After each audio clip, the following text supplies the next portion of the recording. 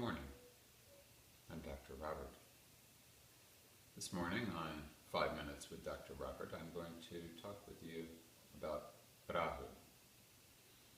And I'm felt inspired to talk about Rahu because, according to some calculations, the United States has entered into its Rahu Mahadasha, its main period of Rahu, the third of these that it has had in its existence thus far. And the characteristics of Rahu have certainly been on substantial display since, in particular, this past November. Rahu represents quick action, dramatic, sometimes explosive action, original thinking, doing things different from the way that everyone else does them, exploring unusual paths of doing things. And sometimes Rahu can be creative and beneficial, but as with many other of the grahas, the planets of Jyotisha Indian astrology, Rahu is regarded as a malefic, particularly because it does not have any way of perceiving itself accurately. One of the challenges with Rahu, who iconographically is a head that has been disconnected from its body, is that a head that has no body is always interested in consuming things but is never satisfied because there's no body to digest whatever that head consumes. So when you're affected by Rahu, or when a country is affected by Rahu, there is a tremendous desire for things to be different, a tremendous desire to obtain whatever it is that apparently one senses that one does not have. But there is not necessarily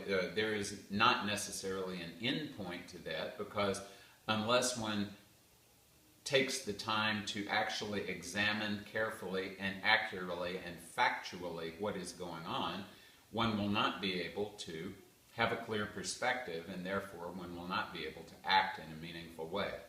And this is why often when a person is affected by Rahu, what happens is they act in very non-meaningful ways because they've been taken over by this shadow. Both Rahu, which is sometimes called the north node of the moon, and Ketu, the south node of the moon, are shadows. They're points in the sky where eclipses take place, where the orbit of the moon around the Earth intersects the orbit of the Earth around the sun.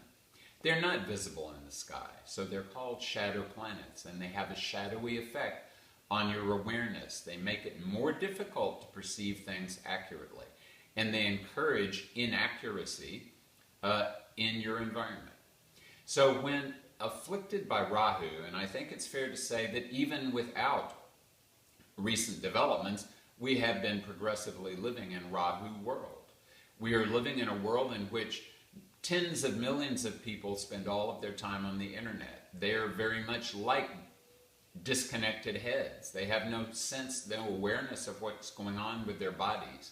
And they're living out in a fantasy world, a world that has been constructed for their the fulfillment of certain of their desires, but those desires will never be able to be practically fulfilled because they're happening they're being experienced in a way that is dissociated from, disconnected from their actual physical existence.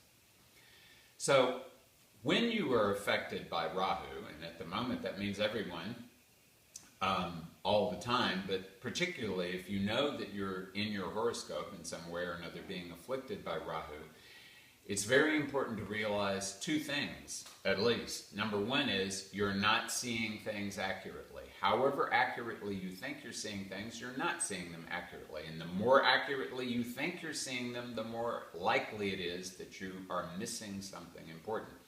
Number two, remember that with Rahu, even when a situation appears to be 99.5% accurate and beneficial and desirable, that 0.5% will appear to be much larger than it actually is, because Rahu has the tendency to magnify things, particularly things that seem unsatisfactory, because Rahu is always unsatisfied. And perhaps most important, When you are afflicted by Rahu and you have a desire to do something, always postpone. If Rahu makes you feel like you must do something today, do it tomorrow. If Rahu makes you feel like you must do it not only today, but within the next hour or two, postpone it for a week. And if Rahu makes you feel you must do something immediately, postpone it for a month or possibly a year.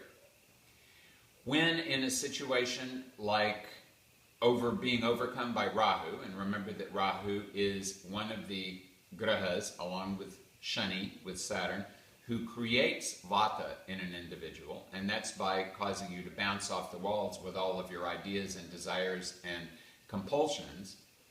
Controlling vata in whatever way that is possible for you, applying oil to your skin, drinking some soup, sitting down to meditate, doing some yoga, whatever it may be, doing that regularly is essential if you're going to establish a healthy relationship with this very intense planet.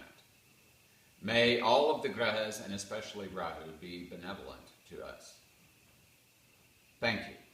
Dr. Robert Svoboda saying, have a pleasant day.